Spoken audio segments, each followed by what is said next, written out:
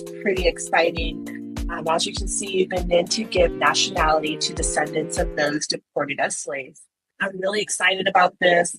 I've been waiting for this for a long time. Every time I go to Benin, I'm just like, talking to my people. When is the government going to offer or extend this nationality or citizenship to the descendants of slaves? Because it's not about just having the citizenship. It's about having a sense of belonging. They don't want descendants of slaves, whether they come from America, the Caribbean, South America. They don't want to come there as foreigners. They really want to come there as Africans. Pre-2024, 1454, amending the obtaining of Beninese nationality by recognition. Now, I had to do some digging for this information. It's not on the Benin Embassy website. It's just me Googling all different types of terms, clicking on links, and that link takes me to another link, and so on and so forth. All right. Welcome to Pan-African Perspectives, your weekly live stream where we talk about all things Africa and the experiences visiting, moving, and investing on the continent of Africa. We talk about buying land, and all of what we talk about and discuss on this platform is with the ultimate goal of advancing Africa and bringing it back to its rightful place on the world stage. Wherever you guys are watching from, let me know if you guys can hear me. Give me a thumbs up if you can hear me, and also let us know where you're watching from. I see Manelik is in the building. So today we have two very special guests, and we're going to talk about citizenship in Benin. We've talked about citizenship in Ghana. We've talked about citizenship in Sierra Leone at length and multiple times. Now, Benin, as of a few months ago, have recently opened up citizenship to the diaspora. So before we get into that, let me do a quick introduction of myself. I'm Joe Hatagwa, your host and the founder of Authentic African. Each week, I'll share my experiences living, traveling, and investing in Africa. I've been investing and or traveling to the continent of Africa for about 10 years. I have lived on the continent of Africa for a little over 4 years. And now I am sharing other people's stories about living on the continent, moving to the continent, traveling, etc. And so today, let's just go through the story of our guest. I want to make sure I get it right before I bring them on. So today we have a couple, and it is an inspiring story. Both Shayna Femi and Zu are a dynamic African-American couple with deep ties to Benin. They're going to discuss their journey in connecting with the continent and building a life on the continent as well, from things that they're doing in business and and working within two different countries in on the continent of Africa, in Cameroon and Benin. Shayna and Zu share their story of how Shayna has obtained her citizenship and how you can a little bit in a different way than how she did. And in this interview, we'll talk about the citizenship program, the process, the requirements, paperwork, all that stuff, why citizenship matters, some of the projects they're working on the continent, and then challenges and advice that they would give. So without further ado, I'll bring them on. What's up, Zu and Shayna? Hey, what's up, Joe? Hey, Joe. How are you? Good. I appreciate you guys doing this. About 2 or 3 weeks ago, somebody in the comments said you should interview Shayna and Zu. They talked about Benin citizenship. Okay. You keep talking about citizenship in Ghana and in Sierra Leone, but you didn't know, or did you know, that there's also citizenship being granted in Benin? And so I did not know. And so I'm glad we were connected and we were able to have this discussion. So I guess there's a couple people on there saying they can hear us. That's good. Manelik said you can hear us. Expat Afro-Millennial couples in DC. Maureen said good afternoon all the way from sunny California. Afro-Millennial couple, what's up? We got Sam in Bowie, Maryland. Bowie, Maryland represented. Got a bunch of people on Instagram. Okay, cool. So, I always like to start from the beginning, right? And I know there's two of you. So however you guys decide you want to handle this question, but I do like to ask that question of like where you were born and where you were raised before we get into the topic that we're talking about today. Okay. Well, I was born in Compton, California. Where I was raised, I'll say all over from Compton, Long Beach, Los Angeles to the IE. In California, more than likely. So for me, I was born in LA, still here in LA. Haven't left LA except for a short stint in Benin in 2022. My mom is Beninoise. My dad is Quebecois, so he is from Quebec. And that's it. That's where we were raised and born. Mm-hmm. Nice. And you guys are also married too. You're a married couple. I guess I should mention that too. I don't think I mentioned that before. Married couple with 2 small kids. Well, not really small, 9 and 7. Awesome. And what do you guys do for a living? Me, I am a realtor. I've been a realtor for over 10 years. I've kind of like scaled back on my niche. So I don't really work with a whole bunch of people because the real estate market right now in LA has been very, very hard, and I don't like to waste my time. So I just really work with people that I know, my friends and family, and their referrals. And I am taking some new clients in LA. So those of you who want to sell your home and take your profits and live your best life in Africa, that's me. You can call me.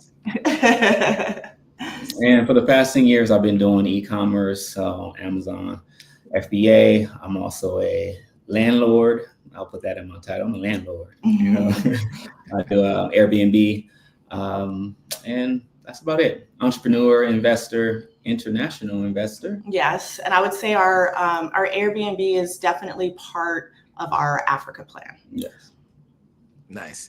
And I can just speak to the real estate in LA scene. It's crazy. I lived in LA for 4 years prior to moving to Africa, and it was nuts. It's nuts. Yeah, it's it really sucks that like more than half the time I can't even help my friends who have been born and raised out here because they can't even afford it. So it's real tricky. It's tricky out here. Yeah, it's a rat race out here. It sure is. Okay, so we talked a little bit about what you guys do, where you're born and raised.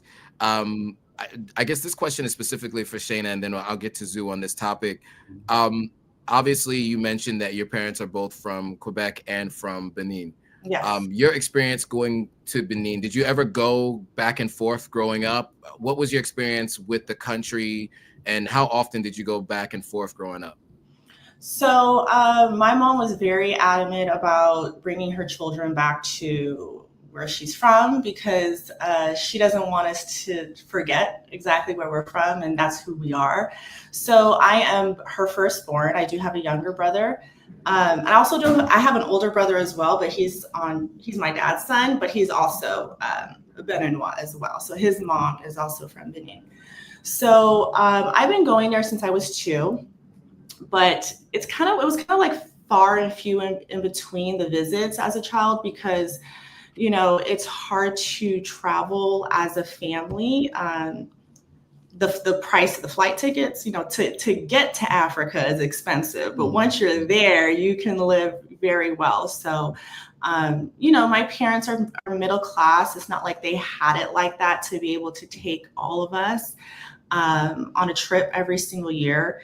And so I probably have gone more times as an adult than as a child, to be honest with you.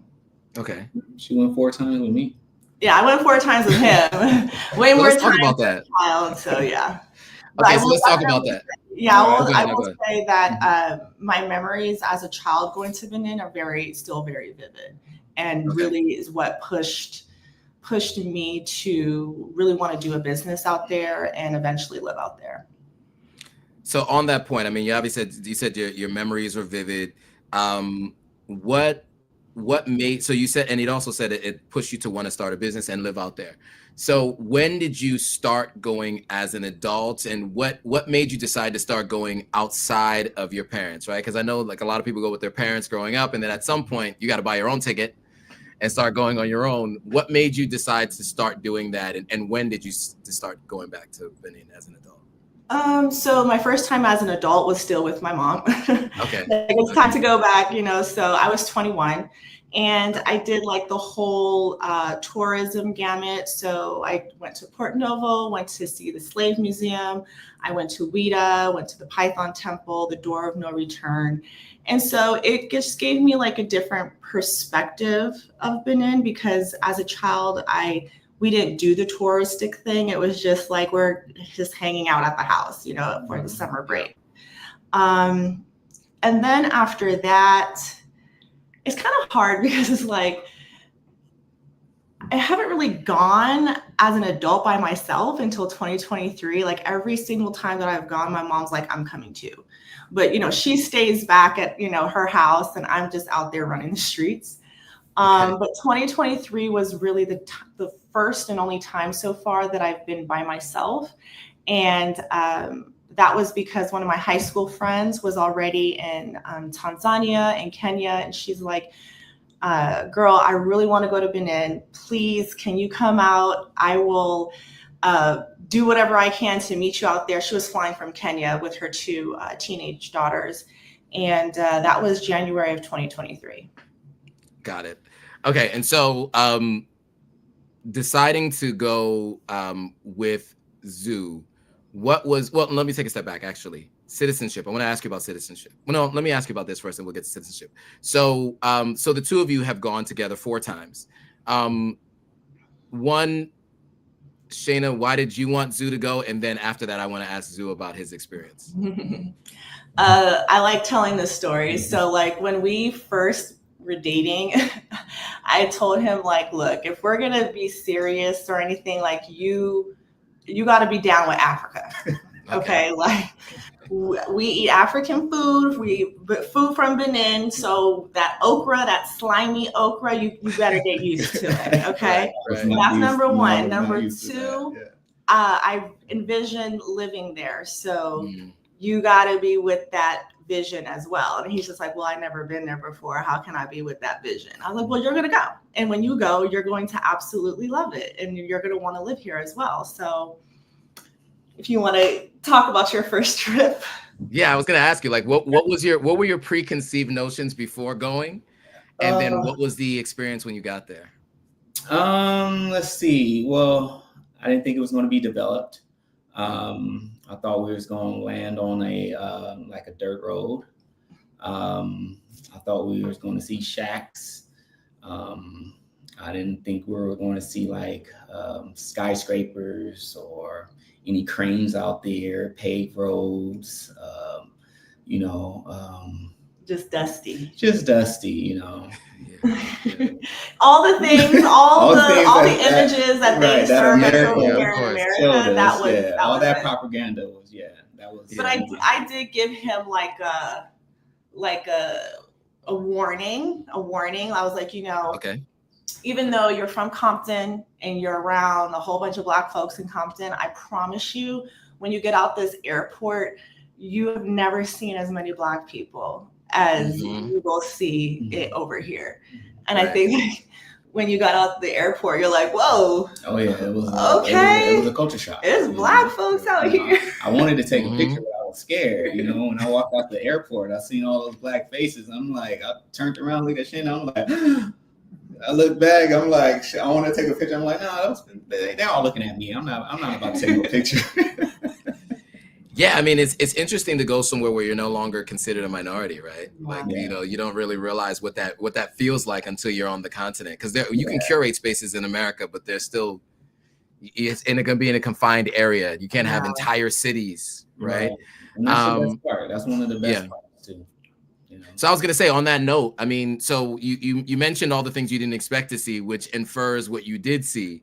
But what else were you surprised to see, and what are some of the memories you had from that first trip and the subsequent trips going to Benin and you know, that led you to want to be more involved in this country along with your wife? Okay. Well, like I said, one of the surprising things was that everybody was Black. Going there, driving down the street, looking to my left, look to my right, look under the car, look under the hood, everybody Black, and that came like I had that was like really the only time that I was didn't have to think about color, about my own color. Out here in America, going out, I'm always reminded that I'm Black. Out here it's kind of like you put your guards down, because you seem like you with everybody. You don't have to be a color out there. You're just a human being then. Yeah. Also, what else? Like one of the shocker things was a supermarket. Okay. Like an indoor supermarket. Indoor supermarket. A grocery store. I don't know why, but you're like, oh, they got a grocery store. Hey, I went to the grocery store, and the grocery store looked better than ours. Like yeah. I'm a tourist at that point. I'm taking video. Inside the grocery store. Grocery store, like, hey, look at this. Everything's organized. Like. And a lot of his when we were taking video at that time was really for his family because he's the only person in his family who has been to Africa. Right. So he's just like, I need to take this footage. I'm like, you gonna take footage of a grocery store? I know, right. So yeah, like all my footage is me talking to my family members and sending videos home, and videos that I've been wanting to upload on our YouTube channel, but haven't yet. But they will. I'll do that in due time. For sure. Okay, so I think that's really interesting though to get your perspective, right? Because as you guys just mentioned, you're the first person from your family to ever go to the continent, and Benin was your first place that you went. So you've gone. Now you guys are thinking about citizenship, and so I'd like to start with you, Zu, because I know it's different for you versus you, Shayna. It's different for you versus Zu, and then for what the conversation is going to be. So for you, Shayna, example, like my in Sierra Leone, they rewrote the Constitution to allow somebody like myself to get citizenship. Both my parents were born and raised there. I just had to show proof that I could get citizenship. And then there's other citizenship programs. For you, Shayna, what was the experience like for you to get citizenship in Benin? For those of you who are out there who might have a parent of who is from Benin. So the process for me was, well, first of all, Benin always had that into law. So if you are a child of a parent who is Beninois, then you can qualify for citizenship. So for me, when I was living out there in 2022, I made it a point to be able to get my citizenship while I was out there. So I started that process when I was out there, and I think the process took like about a month or so. I had some help from a friend who knew people within that department, the Minister of Justice department, to help guide me. And I had already brought all my paperwork with me because I was prepared. I brought my birth certificate. I even had like a correction on my birth certificate. So I even brought like the correction statement. I brought my social security card, my kids' birth certificates, even though I wasn't able to get it for them just yet.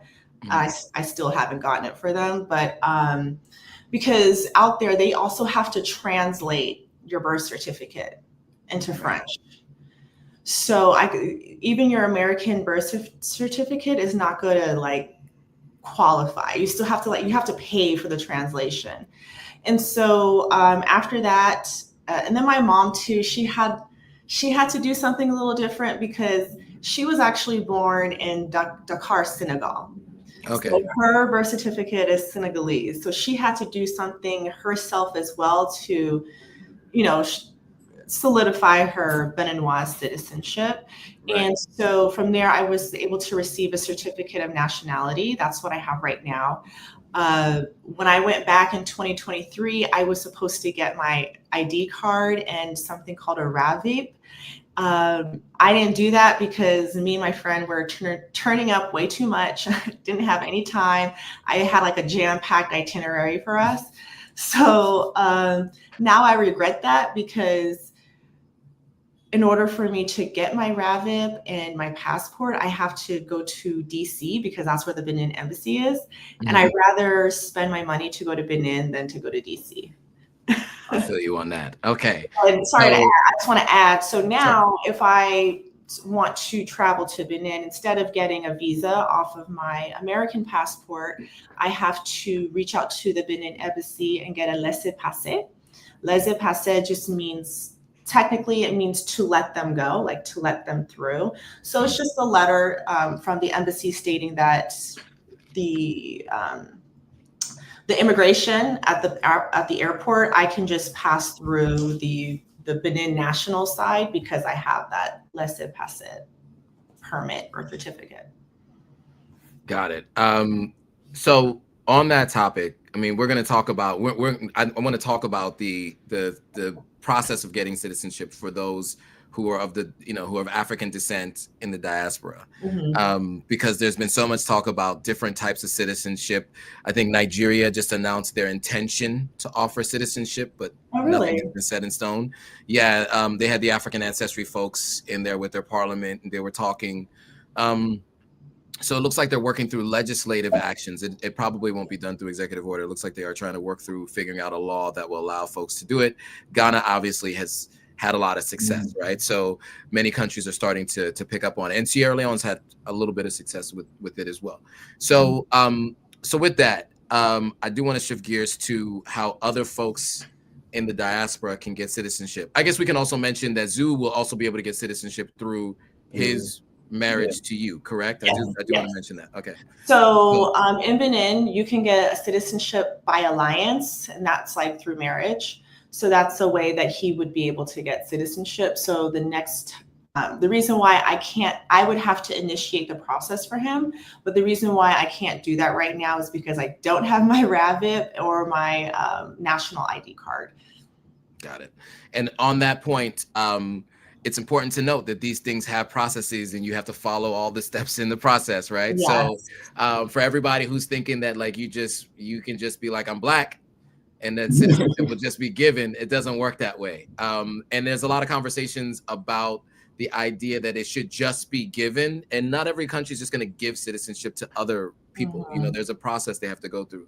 So with that, I know you've done 2 videos on this, so we don't have to get too deep into that. The videos that you've done on this are in the description below. So if anybody's watching this on YouTube after this, you can go watch it. But I do want to talk about high level, right? What is the process that now diasporans can go through to get citizenship in Benin? Actually, before we get into the process, let's talk about the benefits. Okay. So why should someone get Beninese citizenship, or what is it, Benoit? How do you pronounce it? So English, it's Beninese.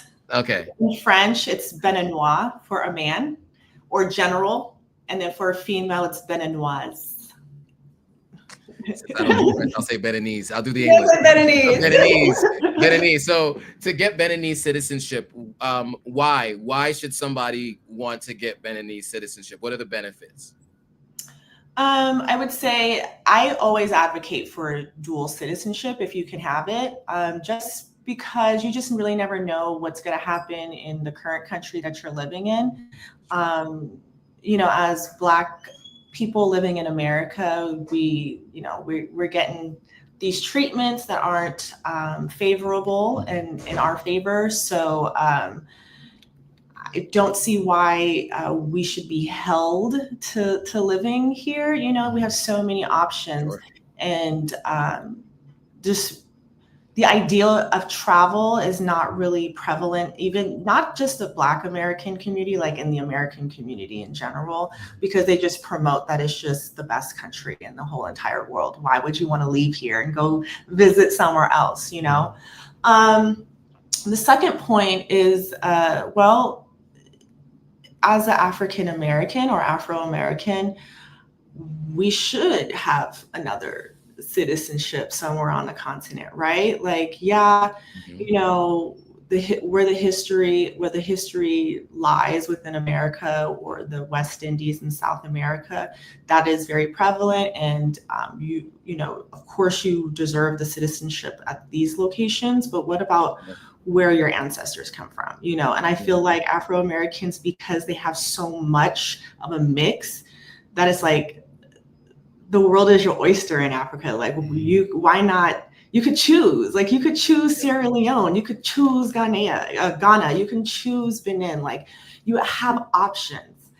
Also, with Benin citizenship, you can get land. So why not diversify your investments? You know, you don't want to have all your real estate property in America. You can have real estate property in Africa. Like, again, why not? You know, this is just, I don't like to place like limitations. And now that we have these opportunities, there's really no excuse. Absolutely. It's And also, I will say, it's also like much easier to do business. So if you're looking to be doing business internationally, or if you're looking to just, you know, get out of America and do business in Benin, having your citizenship will be much easier to do.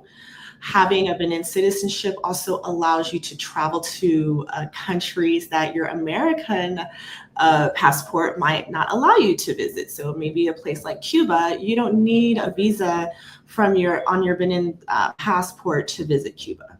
You don't. and Cuba's lit, by the way. I've been. I've heard. I've been. So yeah, I like Cuba. Nice. Yeah, it's really, really nice. It was really cool. So that, I mean, those are all great points. And I think it's really important to call that out before we talk about it, because people do ask that question. So we want to preemptively answer that. So one, having dual citizenship is a flex, you know. It is. What did Hove say? I got 5 passports. I'm never going to jail, right? So, you know, I think first of all, having, you know, that's whatever for whatever reasons, you know, that's a flex. If you know, and for those of you who are of the older generation, it is a bragging rights, I should say. So one, but that's more ego driven. But like specifically what you said, right? Being able to start a business somewhere else outside of the United States, which is important, that is insulated from anything that can happen in this part of the world. 2, you mentioned being able to travel other places with a passport. I think it's also important to know that you can travel all around West Africa with your Beninese passport without having to get a visa. So some people might, you know, you might want to hop over to Ghana for Dirty December, or you might want to hop over to Togo, or, you know, and you can do all of that with your Beninese passport. You can even come to Sierra Leone, you know? Yeah, like, exactly. Our country is available for travel.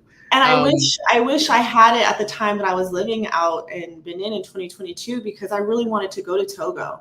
But it's like I had to do like all this like visa stuff, and I'm just like, this is so dumb. Like it's literally I could just get there in an hour. Like this is so dumb. But with that Benin passport, you get that ECOWAS stamp on that in the front, and you can travel freely. And I guess for those who don't know, we didn't really talk about where Benin is on.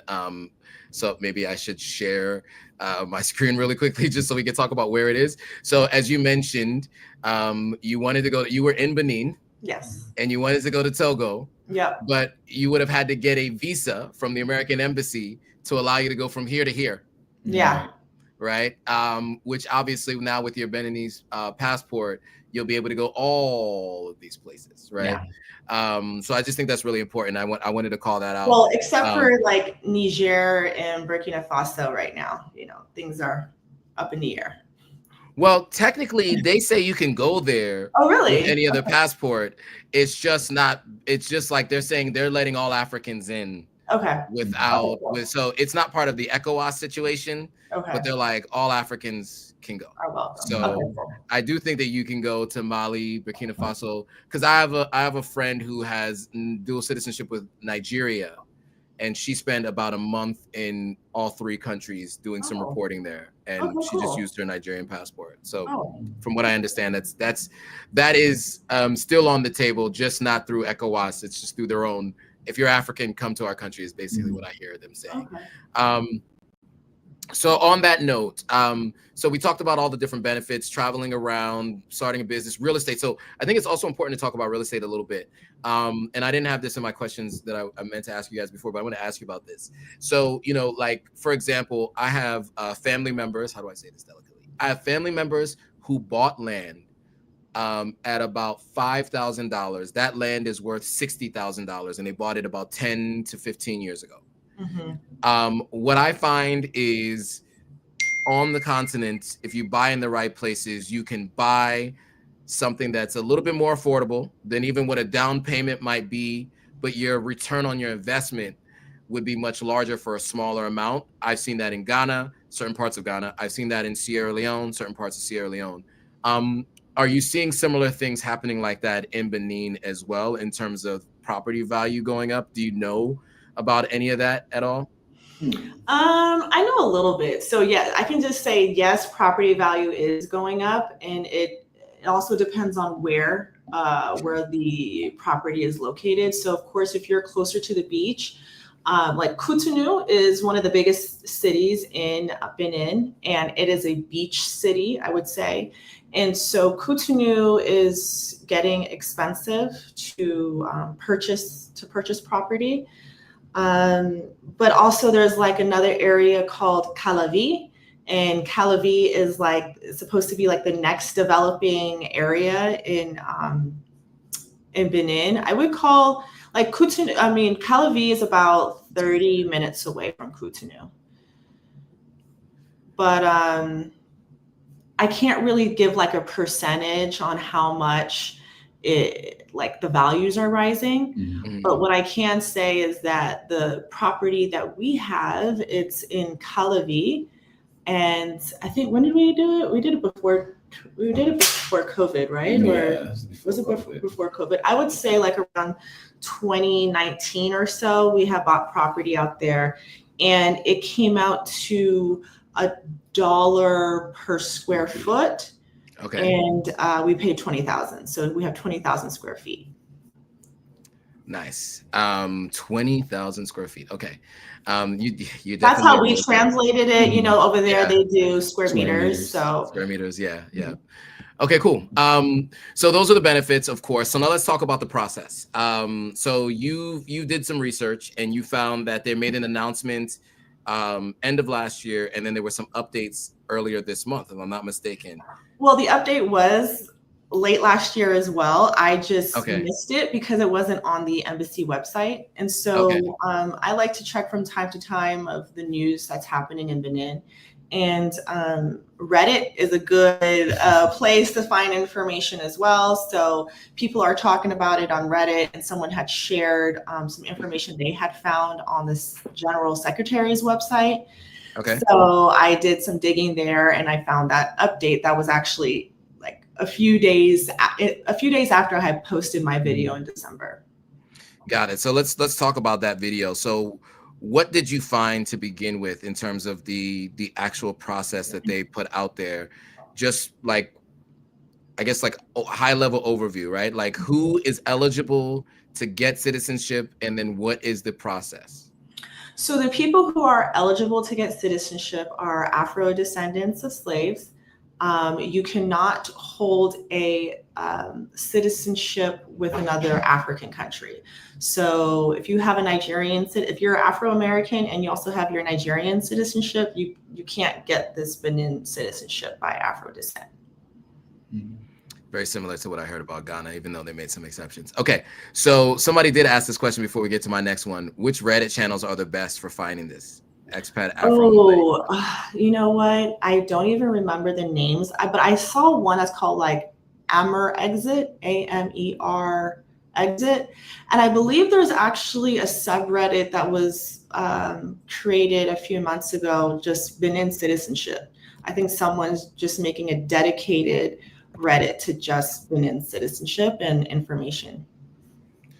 Okay, so I'll pull that up while we're talking. So and so you mentioned those distinctions, right?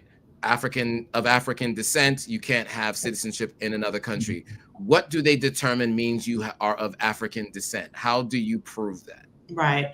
So within the law and even on the update, it does mention having some sort of proof of DNA ties to Africa. It doesn't have to be directly to Benin. So, or it doesn't have to be such a large percentage of Beninese DNA. But the application process hasn't even started yet. So they just really are announcing it and getting people kind of ready. You need to get your documents together, like really just get your documents together and be ready for that application when they're ready. Okay. And so, and I guess my question then is, like, what high level documents do you need? So you were saying that, and I might have missed this. Sorry, I was trying to pull up the Reddit. So you were saying that. So what do people need to show their country of birth, that kind of thing? Like, you have to have a birth certificate or some sort. Like, what kind of documents are you required to have? So they definitely want the birth certificate, or any type of identifying document. So if you have your passport, that would be great. And these documentations can't be expired. So your birth certificate is never expired, but your passport has your photo on it. And so they would actually prefer something that has some type of expiration date. So for me, I would say it would be a passport is like one of the most valid documents you can provide, because it has all the information that's necessary on there, right? Like your name, your date of birth, and an expiration, your picture and an expiration date. And just to kind of circle back on the DNA portion, they haven't specified yet which DNA agency that needs to be used to show the proof. So I don't know if it's African Ancestry DNA, 23andMe, or if they have some other agency that they prefer. We still have to wait for that information. Okay. And so I think this is all really helpful, because it kind of gives everyone a little bit of an idea of where we are. Mm-hmm. So it sounds like, and we were talking about this a little bit beforehand, the president initiated it. It's been going through some groups, but it does seem like it is a very strong possibility that information should be coming out sooner than later. Yeah. And it sounds like a really big initiative that they're really focused on.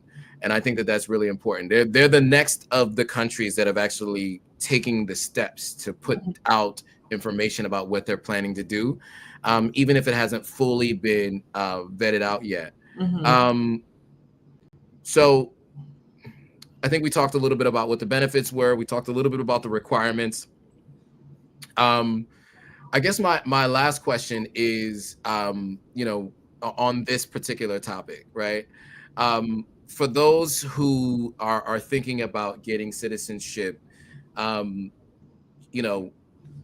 are the things that you would recommend they take into consideration if they're planning to get citizenship in Africa and they plan to travel to Africa? What are some of the things that they should think about, if that's on their bucket list of things to do, or if there's a plan to do it, or if there is no plan, what should they be thinking about? Okay, so you're asking, like, if they are thinking potentially about getting citizenship, what should they be planning for?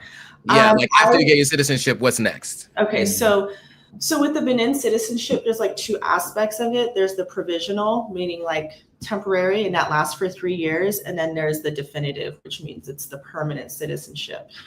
When you apply for this citizenship, if you are applying for it outside of Benin, right? If you're in America, Canada, Europe, you will, and once you submit your application and once all the documents look good, you're going to get a provisional citizenship. That is only good for 3 years. Within those 3 years, Benin is expecting you to come to Benin, to go to the Minister of Justice, and to present yourself. Are you this person that you say you are? There may be additional documentation that you have to fill out, but there's still an additional step that you need to take to get excuse me, a permanent citizenship. If you're applying for the citizenship while you're in Benin,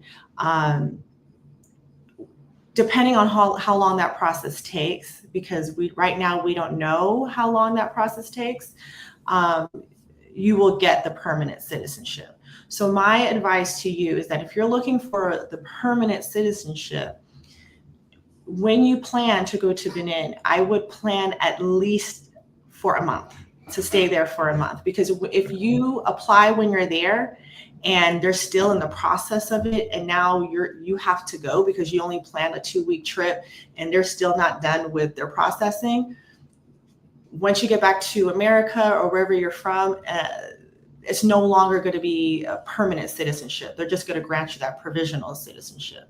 And you're going to have to go back to Benin again to get that permanent. So my advice is to really plan to be there. And I know it's going to be hard because in America, they don't really like giving vacation time. You know, they want you to stay your ass in America and work until you die. But if you can figure out a way to stay there for at least 3 weeks, do that. Do that. All really helpful insight. So now all of you guys know, and obviously follow the page. It's Zu and Shayna Femi, right? That's the name of the page on YouTube. So everybody go follow the page. Shayna's been doing updates there. You guys can find that information. The links are going to be in the description below. Okay, so now let's talk about what you guys are up to in Africa, right? And what you have been paying attention to. Because I know that you guys have been talking about the water park that you have. I want to start with that. So the water park is in Cameroon, correct? Yes. So can you talk about this? I'm going to put it up on the screen so people can see it. But like, how did you get into this project? What is the project? Let's just high level. Let's just talk about it. What is the Splash Park Yassa? I think in 2022, right? 2020. Yeah. So when I came back from staying in Benin, I was just super hungry to find a business idea, find something that will work in Benin. And so I had came across, I do watch some French YouTube, some French YouTubers, Afro-French YouTubers who really talk about doing business in Africa. And so I came across this guy. His name on YouTube is L'Investisseur Africain. I hope I said it right. And he was interviewing this guy from Côte d'Ivoire who had created this type of business in Ivory Coast. And so at the end of that video, they were like, you know, if you're interested in doing a business like this in Africa, reach out. So I immediately reached out to him. Kind of just talking to them for like a few months. And it just so happened that I was going to be going back to Benin to meet with my friend. When I got to Benin, I had also a potential business partner that's Beninois, but was living in America. And he had come up on a windfall of money, and he wanted to do a business in Benin as well. So we were looking for like property to do the business. We found something really good, but after some conversation, he and I we weren't seeing eye to eye on the business vision. So I came back to LA, really bummed out. I was like, man, I really, really still want to do this. But then the guy who created this business in Ivory Coast, he had reached out to me and said, hey, I'm looking to put together an investment group to do this business in another location. Like, are you interested? And so at first I really wasn't interested because I was like, I just want to stay in Benin. But, you know, he had put into perspective, like, you know, this business can be utilized, anybody in Africa could use this business, and doing business in Africa doesn't have to just be like where you're from. Like, you can serve a people in a country that you're not from and still be fulfilled from the business. So that's kind of like how it started. And where are you guys at today? So obviously it's open, right? And people are enjoying it. As you can see, the kids are loving it. So it's open. How long has it been open? We opened up in 2024. Yeah, like May of 2024. So it's been open almost a year now. Less than a year. It. And it's open from 10 a.m. to 6:30 on some days, 10 a.m. to 6 p.m. on other days, I see. Yeah, Wednesday through Sunday. Wednesday through Sunday. And I think I will say it hasn't been easy. This business has not been easy. It's been a challenge. Definitely. It's not easy to do business from afar. Right. You know, having to trust people can be challenging. There's been some good and there's been some bad. We're not gonna, sugarcoat this, Yeah. I will say that when it comes down to construction, it's very imperative to be there during the construction part. Yeah. And to have qualified people to do work. Yeah. Right.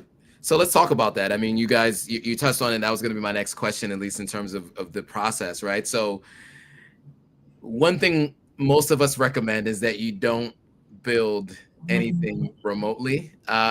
Most of the time you want to be there for at least a large portion of the construction. And then, if you feel like they're good enough to keep going, you can allow them to keep going with verified video evidence and video calls. I like doing video calls. I don't like videos. Yeah. We had all that, every day, daily updates, video every Sunday for like a year, video meetings. Yeah. So how long did it take to build everything? It was about a year for it to get up off the ground. 9 months. Okay, that's not bad. Yeah, but even still, there's still things that aren't up to par construction wise. Sure. So it really doesn't even feel like construction is done. Just to be honest. So you did mention there were some challenges. I want to start with that. What were some of the challenges you ran into throughout this process? You already mentioned the original country you wanted to do it in. The partner didn't work out. You had to go somewhere else. So that's one challenge. Any other challenges you saw throughout this process? I would say hiring competent employees. Yeah, not during the construction part. Now that we're done with construction, like the actual running of the park. Right. Managing of the park, finding managers, waitress and waiters, servers, also the marketing of the park. What else? Yeah, I find the marketing to be very interesting, right? Because it's like the marketing that works well in Ivory Coast. It's not really working in Cameroon right now. Okay. So because they have one in Ivory Coast already, right? So this was like a franchise model. Yeah, these parks are already in Ivory Coast. I think there's like 3 or 4 in Abidjan already. Okay. And it's all with our business partner. So it's really trial and error of finding what works.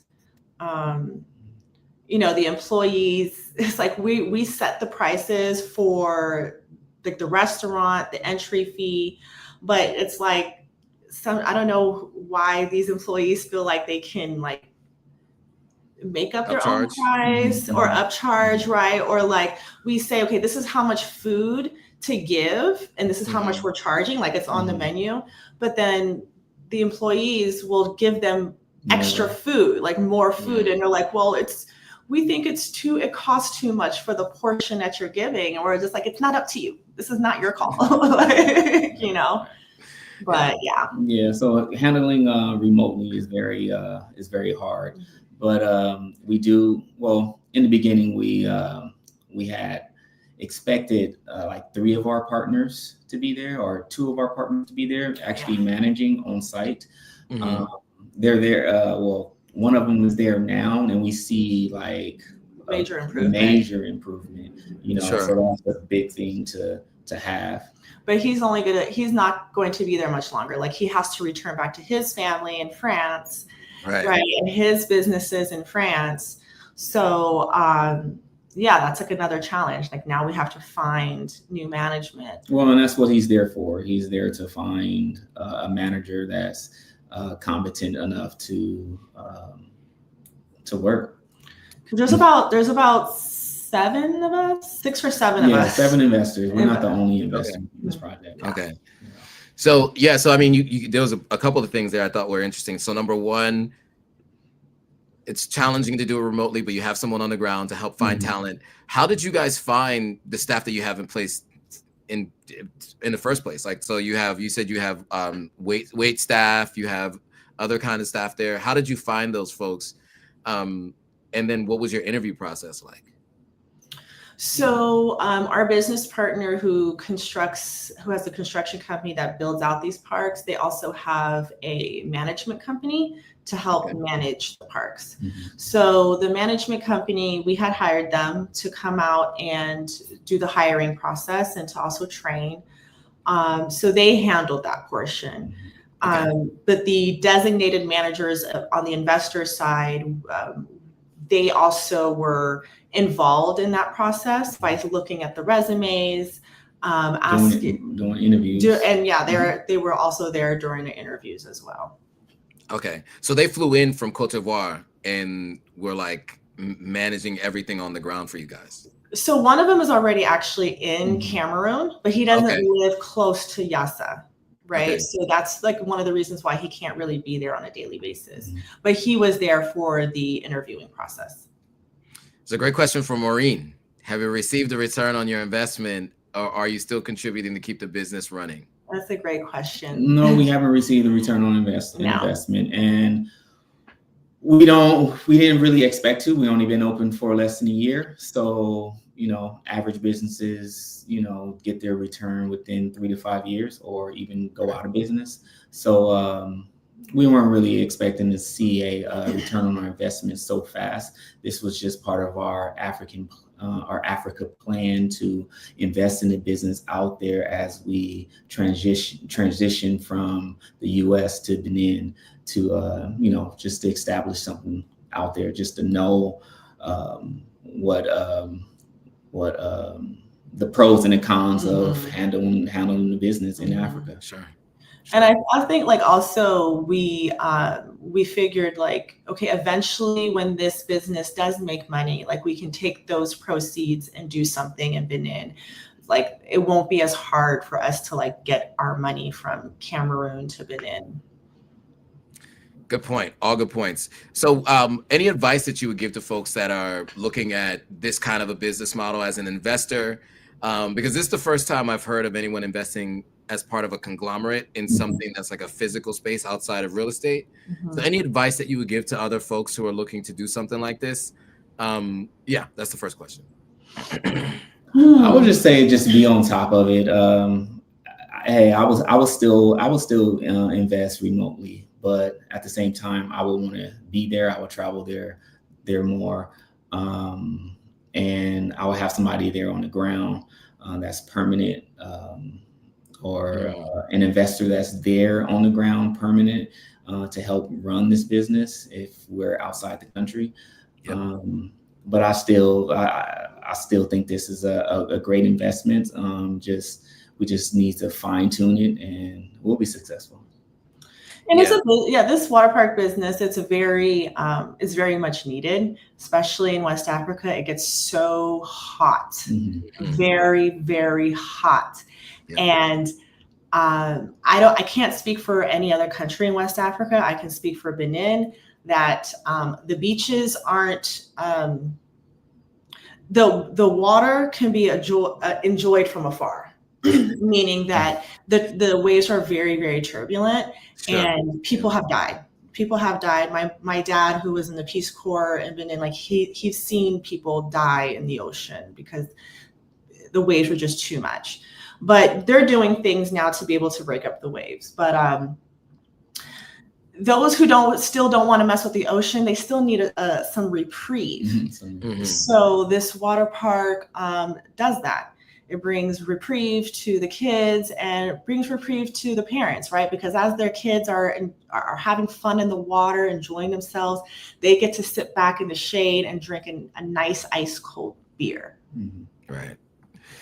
Another question from Maureen, a good one. How did you vet your potential investors or the other folks, the business opportunity? Because you came in as an additional investor, right? How did you vet the opportunity? And I guess, how did they vet you as investors? So for this group, we didn't do the vetting. It was the company who builds out these parks that did the vetting, because it was his idea to have this investment group. So I really don't know how he did the vetting. But how he vetted me, I guess, is because when I originally came to them saying that I wanted this business, it's a matter of like, do you have the funds, right? I don't have the funds. So that's why I needed an investor to help with the cost. So the partner that I was thinking about when I was in Benin, the reason how I know him is because his uncle is my mom's cousin. So he and I were already like talking on the phone for, I don't know, like about a year or so, because that was like COVID time. Like all you can do is just chat with people on the phone. And, you know, we were just like both on the same vibe of like, oh, we need to get out of here. We need to, you know, find a business in Benin that could really do well. So that's just how I vetted that person. But then once we actually got together in Benin and we sat down and talked, it wasn't working out. Got it. And I have another question on top of that. How did you even find this business to decide you wanted to go into it? I mean, obviously you mentioned people need a reprieve, beaches aren't so great, but where did this, like, how did you find it? Where did it come from? So from going to, I'm just kind of like bring it back to like my childhood, is that, you know, when I would go to Benin as a child, like I always was out, I was the one out there playing outside with the kids on the street. So, but at the same time, I would tell my mom, like, Mom, like, how come there's no parks around here? Like, there's no slides, no swings. Like, the kids here need a park. You know, my mom agreed. She was like, yeah, we do need a park. But, you know, she's like, but I don't know how you're going to make it a business. You can't really be charging people to go to a park. But that's just something that was just always in the back of my head. It was like, you know, just providing like enjoyment and fun for kids. So when I was out there in 2022 with my kids, I always tried to do things on the weekend with them. And I kind of found out like there were things for them to do. It wasn't all that, I will say that much. And then the price that they were asking for, I was just kind of like, really? You know, like, okay, whatever. But then, you know, at the same time, I noticed that I also like to people watch when I was out there. So I would sometimes just go out by myself on the weekends and just watch how families interact and things. And so I noticed that families love to go out on the weekend together and spend money, you know, and it's like, you know, it's a treat, especially for the kids. You know, they go out to eat. Everyone gets their own meal. Everyone gets dessert. Everyone gets their own thing. And all the kids are so happy. Right. And I was just like, you know what? I think I really want to get into like the family and fun business. And I was telling my husband, like, we need to get into the family and fun business. There's a lot of kids out here, you know, and they can have a lot of fun with, you know, what the things that we do out here. So like originally I was thinking about an indoor playground. So I'm not sure if you know what an indoor playground is, but it's basically a warehouse with huge slides and fun, like ball pit and like a Chuck E. Cheese situation. Like a Chuck E. Cheese, but no arcade games. It's just big apparatuses. Right. I was like, I think that's what we should do.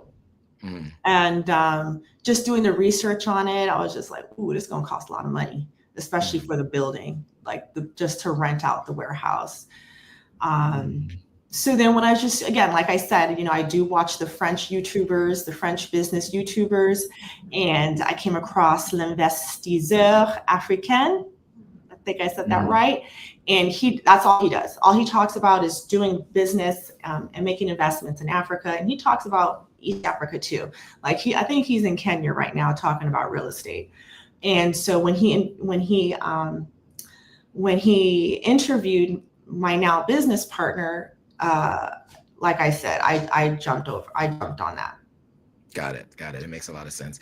All right. So that's a good point. So, I mean, that is a piece of advice that I don't know if anybody ever thinks about. I think most people watch the content creators that are just like, here's a vlog of me buying groceries, right? But like, you know, to listen to someone who's talking about business on the content, I think is really important. That got you into your first investment on the continent, or to an investment on the continent. Yeah. Okay. I just want to just kind of like just mention really quickly, like, you know, I would say to your viewers, you know, to be open to watching the French business YouTubers, because there's caption and it can auto translate for you, you know, so you don't have to try to struggle to really understand what's going on. And I'm telling you, these guys, like, they're really about their business. There's another guy called Investe au Pays, and they're really serious about doing business. I mean, they're going to China, showing you what machinery you can buy to take back to Ghana, wherever, and what kind of business you can do with that. So I'm gonna get those two channels from you. I'll put them in the description as well, Okay. so for people who are thinking about it. So Mhm. they'll be in a follow-up for those of you guys who are watching the replay. That'll be in the description, and those of you who are watching it live, you can come back later. It'll be in the description below. Yeah, there's three of them I'll share with you. There's 2 dudes and a girl, so yeah. Nice. Okay, cool. Couple more things I want to ask you, but I want to head back to the citizenship, because there's a question from Roderick Lee, and I don't know if you can specifically answer his question, but maybe you can give some advice. Roderick Lee says, can someone give me more details on Benin citizenship? I've written to the Benin embassy 2 separate occasions to apply, but no response after months. Any advice that you could give to him based on what you've been seeing doing your research? Sure. So call. Don't email. You need to call. I just spoke to them today. So you call them, make sure you're not calling during lunch hours, because even though they're in America, the Beninois people, they really do like to take their lunch and not do work during their lunch hours. So don't call during lunch hour. And when you do call, I think it's option number 1 to speak to the consular service. I spoke to Monsieur Syriac. He's been there for a while. He's super nice. He speaks English. And he'll let you know, like he told me today, they're still working on it. They don't have the application up. I even, because I've heard some murmurs about people going to Benin and being able to start the process there. And I asked him, I said, is that the case? He said he doesn't have any information on that.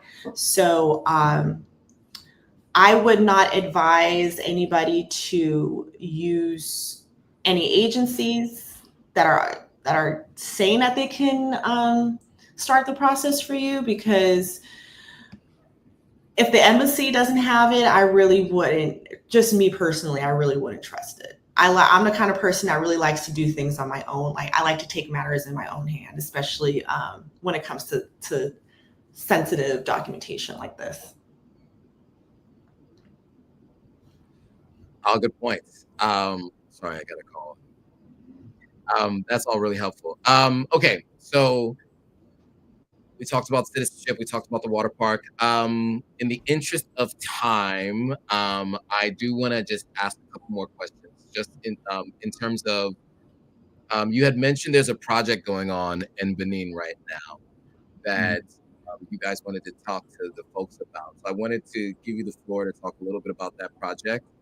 And I have to just jump to answer this, but I'll be back. So maybe you want to talk for like 2 minutes, and I'll come right back. Okay, sure.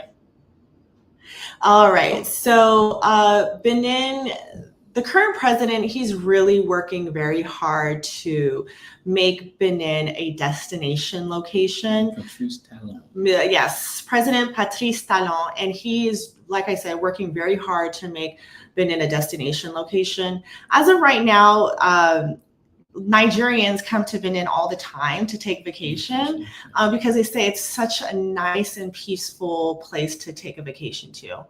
So right now, what the government of Benin is doing, they are undertaking a very big beachfront project of about 12 kilometers, which translates to about like 7 miles.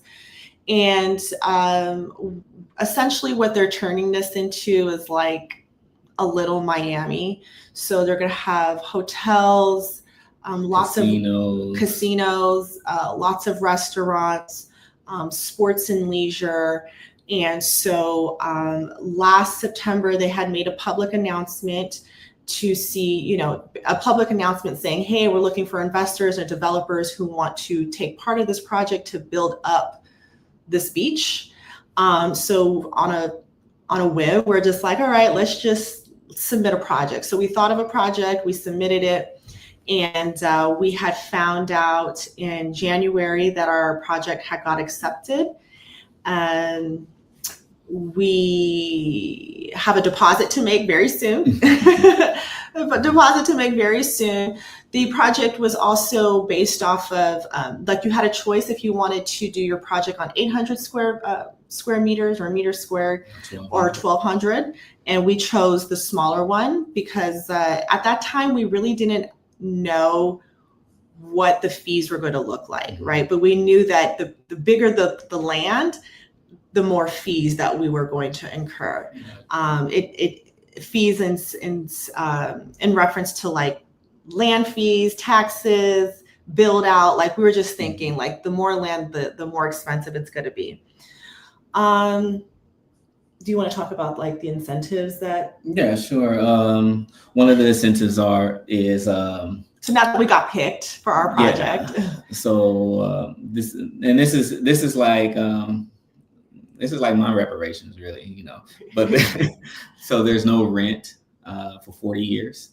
Well, there is rent. It's something called a symbolic franc, and a symbolic franc is whatever you want to give. Whatever you want to give for your land lease. Right. So that's for 40 years, and also there's no income tax. There's no tariff tax. There's no sales tax. There's no employee tax, and that will be for about 7 to 14 years. I think. Is that it? I think. Okay. Don't quote me on that, but that's approximately about what that year length will be for the incentives. Yeah, but I think like the major one is like the symbolic franc. Yeah, the symbolic franc. For like you get to do this business for 40 years and not have to pay like exorbitant amount of land fees. Nice. That's awesome. Yeah, and I think that's really interesting to kind of like to build their own version of like a Miami. I heard that part before I came on. That's actually really interesting. Okay, so all the reasons mentioned today about why you should get citizenship. I think the investment market looks like they're looking to like at least on a political level, they're looking to get more investment from folks. There's actually a benefit to it, right? This basically this new and up and coming area on the beach. I think that's really interesting. We talked about the process to get citizenship.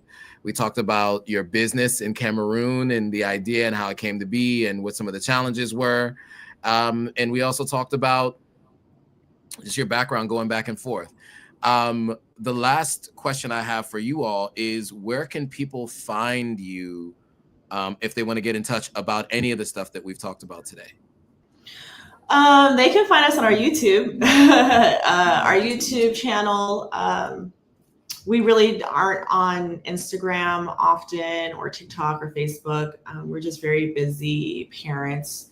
As you can see on our YouTube channel, we haven't had the opportunity to post much either. Because we do have a lot of things recorded. It's just a matter of editing them, which can be very time consuming. But we have our email on our about section on the YouTube channel. But if you want to take note of it now, it's just zuandfemi@gmail.com. Oh. Yep, and it's up here on the screen now. zuandfemi@gmail.com. Okay, great. All right, cool. Well, I want to say thank you guys again for doing this. I think this was enlightening. It was good to hear your story. It's different from my story and some of the other folks we've had on here, so it's always good to kind of hear diversity is important. Yes. Guys. So diversity of thought, ideas, and experiences, I think, are super important for all of us. And that was a not so subtle point that I was making. But seriously, though, I think it is important. So to hear from another country of origin, another business in a country we haven't talked about before, I think is really interesting and really important. And I'm glad you guys were able to share the story with the audience. So with that, I want to thank you guys again. I want to thank everybody for watching. Any final words from you guys before we go? Yeah, for me, I want to say those who don't speak French, don't be afraid to visit a French-speaking West Africa country. There's a lot of millennials that are returning back to Africa to restart their life, and these millennials are coming from America, Canada, Europe. They speak English, so don't be afraid to book a trip to Senegal, Benin, Togo, Burkina Faso. Don't be afraid. And all my my Black Americans out there, in order to travel, you need your passport. Get your passport. Get your passport. That's a good point. I heard that only less than 30% of the Americans have a passport. So get your passport, people. Passport. Get your passport for sure. And you have to get a visa, of course. Yes. You have to get a visa to go. So you get to go through that process as well. Okay, cool. Well, thank you guys again. Thanks everybody for watching. We'll see you guys all on the next live stream. Thanks for having us. Thanks, Joe. No problem. Thanks, guys. See ya. See ya.